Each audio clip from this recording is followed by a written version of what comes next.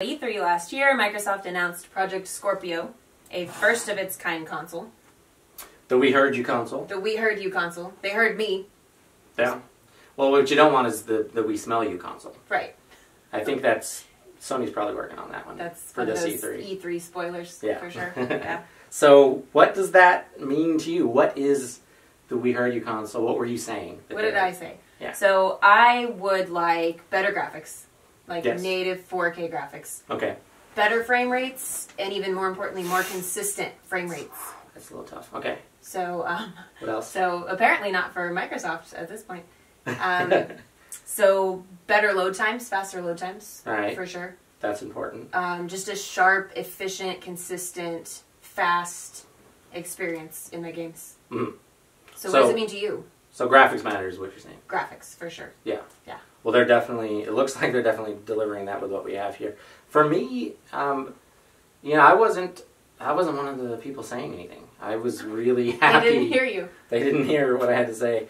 I was really happy with this generation. I loved it from the start. I felt like we got great launch games, at least from Microsoft and their offering with the Xbox Some One. amazing games this generation, and they looked amazing. Yeah, they did. They looked next sure. gen. I mean, everything about them was a pretty big upgrade over the last generation. Yeah. And I mean, I've really been happy with their offerings thus far. So I wasn't asking for anything. I was okay with where they were and where they were going. Mm-hmm. But now, getting a look at some of these specs and some of what they're delivering here, what they're saying they're going to deliver, this stuff's pretty incredible. So just right off the top, we have, with the CPU, GPU architecture, 8 customized cores at 2.3 gigahertz each on that. So that's pretty impressive right away. Mm-hmm. The GPU is 40 customized compute units at 1172 megahertz. So right away we're seeing some numbers, some frequencies, some speed numbers off the top that we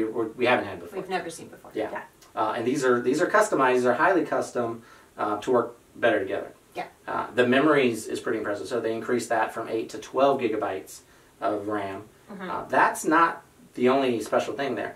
It's much, much faster than what was in the Xbox One. Yeah. We're talking about 326 gigabytes a second of RAM there. That's comparable to the fastest graphics card on the market for PC gaming, the GTX 1080. So they're basically... And PCs are running a more open architecture as well, so we're going to see more speed from that when we're... Oh yeah, so not the efficiency, a lot of the efficiency is lost on the PC side. A lot of people don't realize that, but that's not what happens in a closed architecture, closed box like what you have with the Xbox here. Right. So that's pretty impressive. Even some of the smaller in specs that were the things that you don't really think about when you're thinking about a console or any device. Mm-hmm. The cooling has been upgraded, vapor chamber cooling system. It has upgraded sound, so the sound's going to be better than ever before. Spatial sound. Yeah, spatial sound, so you're familiar. Essentially, spatial sound for people that aren't aware of what that is Dolby Atmos. So object-based sound. Yeah. So if you're in a 3D world and you're spinning the camera around, you're really in that world. Yes, you're going to be able to hear where everything is, and it's going to feel and sound like that in your room, essentially. So the grenade that lands next to my character lands next to me, and I can see it. I can hear exactly where it is. Yeah, if developers code their games right, that's exactly right. And I can hear it fly through the air. Yeah, you'll hear if they're coding that sound of something coming towards you. Absolutely. It's really coming towards me. Yeah, so I can really adjust what my character's doing like I'm really that character. Definitely. Yeah. Which is going to be big, as you know, in multiplayer games. Huge. So important. You don't hear that grenade go off and... You don't hear people creeping up behind you because they don't hear people code the game that way. So that's going to be really cool. It has DirectX 12 baked into the hardware from the get-go. So that's going to be great for developers. They're going to be able to use that right away. No more using DirectX 9 or 10 or 11 like some of these developers are still just porting their engines over, their games over from that. Because it's easier, right? Because they're doing it because it's an adjustment. They're familiar with it. A lot of stuff in gaming these days is almost kind of a copy and paste kind of thing. Yeah. Obviously, there's a lot more steps than just copy and paste. Right. But DirectX 12 being baked into the hardware is going to make it kind of that easy. So it makes it as easy as a copy and paste for them now to use DirectX. Essentially, yeah. Which is the best thing that they could be using. Yeah. On PCs that are able to do some of these specs, some of these stats, what we're seeing, we're talking about thousands and tens of thousands and sometimes hundreds of thousands of calls and basically processes to achieve some of these results that they're getting on high-end PC gaming. They've got it down to as many as just 11. So a maximum of 11 processes. Yes. For everything. Yes. For a lot of these techniques that they're using with the CPU and the GPU architecture. That's incredible. Crazy. Yeah. I mean, the efficiency you're going to be able to get out of that is, you can't measure that by any known measurements that we have. It's nothing we've ever seen. Yeah, you can't say, well, it's this many T-flops or it's this many megahertz or this anything. We don't know what that's going to be until we start seeing games come out for this thing. Right. It has an upgraded HDMI port, so HDMI 2.1, which is going to allow for 4K 60 frames HDR gaming. So that's going to be pretty impressive. We've seen 4K in some things. We've seen a little bit of HDR here and there. You can see 60 frames per second on PC. We've never seen all three of those things. Always working together. Always working, always being an possible option. way. Yeah. Some games will still remain in 30 frames per second. That's up to the developer, what they want to do. Sure. If 30 frames per second works better and you want super high ultra textures and ultra everything else, they have that flexibility. They have that ability to do whatever they want to do. FreeSync 2 is going to be joined, and that's another reason why they did the HDMI 2.1. So FreeSync 2 essentially means, for PC gamers that have used this before, they're familiar with G-Sync and FreeSync. It's basically going to sync up the frame rate from the screen to the console perfectly. So if you have a 30 frame or a 60 frame per second game, it's going to be that perfectly, no lag, no input lag. No input lag, no delay. No screen tearing. None of the issues that we've had in the past with console gaming that's gotten kind of out of control. All of that's gone. Yeah. 16 times anti-aliasing on all games. So that's not just the Scorpio games. That's going to be on all the Xbox games as well, even the ones that didn't have it at all. And then the backwards compatible games from 360. Back compat as well. So Xbox 360 games are going to look quite a bit better. All those little jaggy lines are going to be gone. Essentially, that's what anti-aliasing is. Yeah. You've seen 4 times anti-aliasing on some games. This is 4 times that. 16. So 16. Yeah. Even little smaller things like the way the hard drive works. So they've improved that. So the throughput is 50% greater, which means 50% faster loading. So you mentioned that loading is kind of a Load thing. time's super important for sure. Time is precious, so you really want to get that game loaded. With the bigger textures and the bigger 4K assets that we're going to see now, loading could be a problem under what we're using now for consoles. Yeah. So you needed to have a better hard drive. In addition to that, they've even improved other little things. They have dampeners around the hard drive itself that reduce errors that other problems having. It's going to increase the efficiency even more of loads. So that's great. More than double the shader engines for the Scorpio. Now, a lot of people would say, well, wouldn't that just be doubling the efficiency? Wouldn't you just get that? Yeah. But you're actually getting 2.7 times the efficiency when you combine that with the clock boost that they did for the CPU. So that's, and the GPU. So that's incredible that you're getting those types of numbers.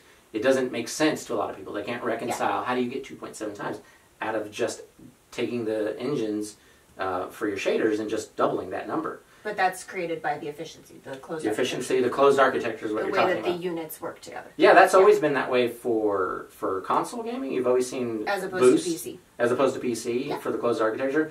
But it's even greater now because all of this stuff is custom and it's all highly custom to work better together. Yeah. And then I would also like to mention the 4K 60 frames per second HDR capturing that you're going to get with this. So there's a lot of people that do YouTube or do uploads to Facebook and Twitter and whatever else they're uploading to. They're familiar with capture cards. You go out and you buy a capture card. So you record a clip from something that you're playing. Yes. Yeah. And there's some capture cards that can do 4K. I've seen them for $1,000, and there's some other ones that are a little cheaper, $400, $500 that can do some of that. There's nothing on the market right now that can do all 3 of those things. 4K at 60 frames per second with HDMR. Essentially, somebody that watches this video that you capture now with this device, and this is just built right in, it's baked right into the hardware, is going to be able to see the game exactly as you saw it when you played it the first time. So exactly what I saw in that awesome moment that actually made me record a game clip because it was so awesome. Everyone's going to see exactly what I saw. They're not going to get a lesser. So far as like they we're have accustomed to now. Yeah, so far as they have a 4K monitor that has HDR. Absolutely. Right. Yeah. That's incredible. That's just thrown in. Whatever the price of this console is. It's just free. Essentially, you're getting that for free. You can think of it as like a free capture card that blows away every other capturing device that exists right now. That even exists. Yeah. Wow. And a lot of people have doubted, like, well, I don't think they're really going to do 4K. I don't think it's going to be able to do 60 frames per second, because then they'll give their reasons why they think that. Yeah, yeah. Why would you include this capturing device if the console can't do that? Right. Obviously. So not only does the console do 4K, the capturing device does 4K. Exactly. Yes. So we can now prove that it's doing 4K. Yes. Yeah. With all of these specs, with all of these numbers that Eurogamer and Digital Foundry were able to get a peek at here. Yeah. I mean, there's nothing on the market that comes anywhere close to this. This is going to be incredible. And we forget to mention, it's not even 80% done yet.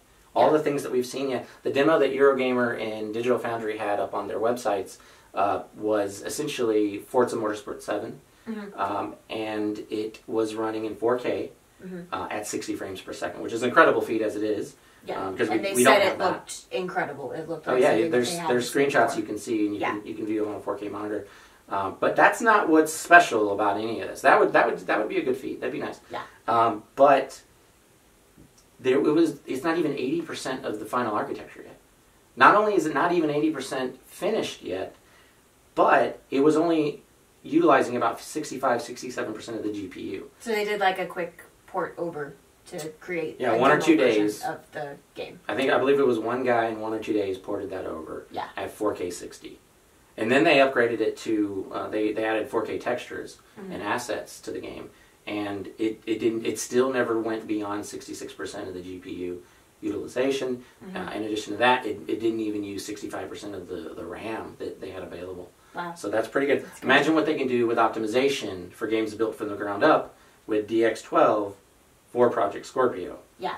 I mean, it's pretty limitless for the developers and for the people that are working on the games. We're going to get some, basically the high-end PC gamer equivalent 4K games running on ultra settings, essentially, on this console. So that's pretty incredible.